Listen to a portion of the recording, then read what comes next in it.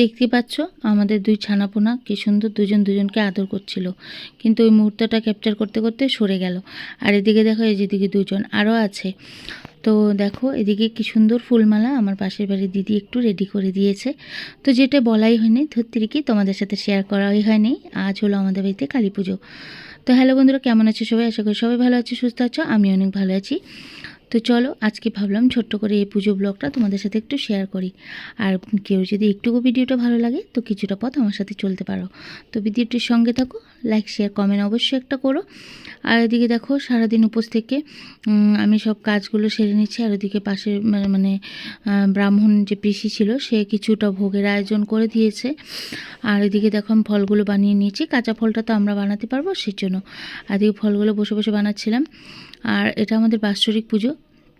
তো প্রত্যেক বৈশাখ মাসে আমাদের ঘরে এভাবে কালী পুজো হয়ে থাকে। আর এই বছর যেহেতু আমি আছি তাই একটু শেয়ার করতে পারলাম। না হয়তো শেয়ারই হতো না, হয়তো ভিডিওটা আমি যদি দূরে থাকতাম। তো ভাবলাম তোমাদের সাথে একটু তুলে ধরি। তো সকাল থেকে উঠে মানে একদম ফুল উপোস, কালী পুজোর উপোস যারা যারা করো তারা তো জানোই কতটা কষ্টের। তো এদিকে দেখো মা ঘটগুলো মানে যেটা সাইডে বসানো হয় সেই ঘটগুলো বসিয়ে দিল। পুরোহিত মাতাই এসে গেছে, উনি ভোগের খিচুড়িটা বানাচ্ছেন। আর ওই পিসি সব কিছু বানিয়ে থুয়ে গেছে। দেখো পাশ থেকে একজন এসেছে মন্দিরে নমস্কার করতে, তো প্রণাম করে সে একটু বাটা টাটা দিয়ে গেল, ধূপবাতি জ্বালিয়ে দিয়ে গেল। এদিকে পুরোহিত মশাই এসে গেছে, পুজোয় তো বসে গেছে। আর বসে থেকে উনি কিন্তু ভোগটা বানাচ্ছে, আবার ঠাকুর ঘরেও আসছে। তো ঠাকুর ঘরটা বেশ সুন্দর করে সাজিয়ে নিয়েছে, ভাবলাম দেখো কেমন লাগছে। আর ওইদিকে আমাদের মায়ের মূর্তিটাকে একদম দেখাই যাচ্ছে না। দেখো আমাদের মায়ের মূর্তিটা কিন্তু একদম ছোট, কিন্তু তাকে দেখাই যাচ্ছে না। দেখো আমি যেটাই বলছিলাম কি, মায়ের মূর্তিটা একদম দেখা যাচ্ছে না, একদম ছোট তো তাই। আর এদিকে দেখো পুজোর সব কিছু জোগাড় করা হয়ে গেছে। তো চলো সঙ্গে থাকো, ফুল ব্লগটা ওয়াচ করো, আশা করি তোমাদের ভালো লাগবে।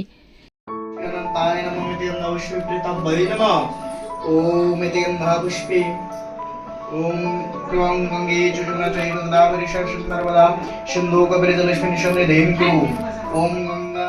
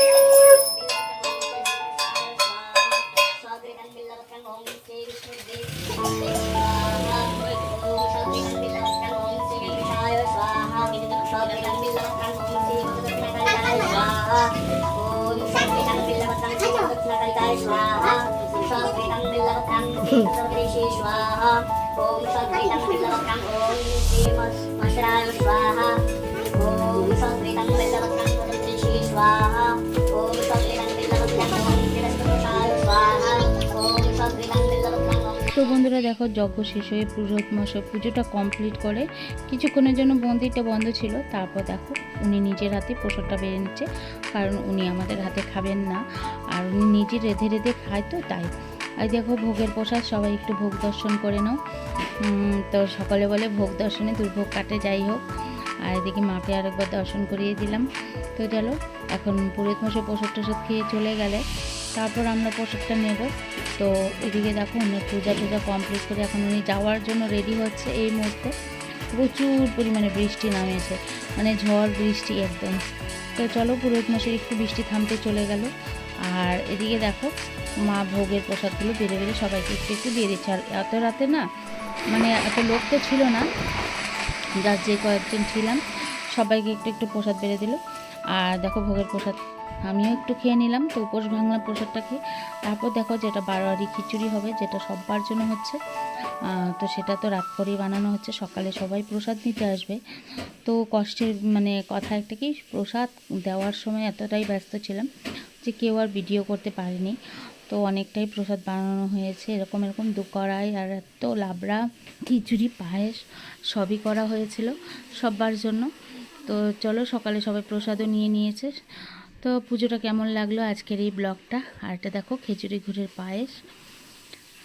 তো আজকের মতো আসছি, আগামীকাল চলে আসবো নতুন আর একটি ভিডিও নিয়ে। ততক্ষণ পর্যন্ত তোমরা সুস্থ থেকো, ভালো থেকো, টাটা, লাভ ইউ অল। আর দেখো গরম গরম খিচুড়ি খেতে খেতে ভালোবাসো।